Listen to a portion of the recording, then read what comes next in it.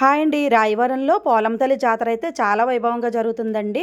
చాలా మహిమగల తల్లి అండి పోలమ్మ తల్లి అయితే. పండగ అయిన వెంటనే ఆదివారం రోజు ముత్యాలమ్మ జాతర అవుతుందండి. మంగళవారం రోజున పోలమ్మ తల్లి జాతర జరుగుతుంది. 2 రోజులు కూడా ఊరంతా చాలా సందడిగా ఉంటుందండి. మేమైతే ప్రతి సంవత్సరం కూడా వెళ్తామండి. 2 రోజులు కూడా మేము అక్కడే ఉంటాము, మొత్తం ఫ్యామిలీ అంతా కూడాను.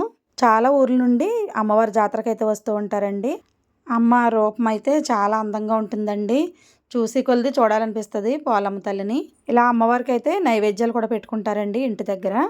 మా వేపరాలు గారిది రాయవరం అండి. అందుకే మేము ప్రతి సంవత్సరం కూడా పండగ అయిన వెంటనే ఇలా రాయవరం అయితే వస్తాము.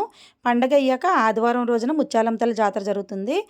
మంగళవారం రోజున పోలమ్మ తల్లి జాతర జరుగుతుంది. 2 రోజులు కూడా మేము కంపల్సరీ ఇక్కడే ఉంటామండి. మా వేపరాలు గారి ఇంట్లో మామిడి చెట్టు ఉందండి. చాలా ఎక్కువ కాయలు కాస్తుంది. ఈ కాయలు అయితే టేస్ట్ చాలా బాగుంటాయండి. వచ్చినప్పుడల్లా కూడా మేము ఇలా మామిడికాయలు కోసుకొని తింటూ ఉంటాము. పచ్చడికి కూడా ఇక్కడ నుంచి పట్టుకెళ్ళి ఆవకాయ మాగాయ కూడా పట్టుకుంటూ ఉంటామండి. పిల్లలైతే ఇలా మామిడికాయ ముక్కలు కోసి ఉప్పు కారం వేసి ఇమ్మన్నారండి. అందుకే ఓ 4 కాయలు అయితే కోసి ఇలా ఉప్పు కారం వేసి అయితే ఇచ్చాము. ఊళ్ళోకి వెళ్ళొచ్చిన తర్వాత ఇలా మామిడికాయ ముక్కలు తింటూ జల్దీ 5 అయితే ఆడుకున్నామండి. మా ఫ్యామిలీ అంతా ఒకే చోట ఉంటే చాలా సరదాగా ఉంటామని చెప్తాను కదా నేను. పిల్లలు పెద్దోళ్ళు అందరం కూడా ఇలా జల్దీ 5 అయితే ఆడుకున్నామండి. ఎందుకంటే వంటలన్నీ కూడా మేము ఆర్డర్ చేసేసుకున్నాము. ఇక్కడ కొమరపాలెంలో బిర్యానీ చాలా టేస్ట్ బాగుంటుందండి. వచ్చినప్పుడు ఎప్పుడైనా సరే మేము ఇక్కడ నుండి పార్సిల్ తీసుకుంటూ ఉంటాము.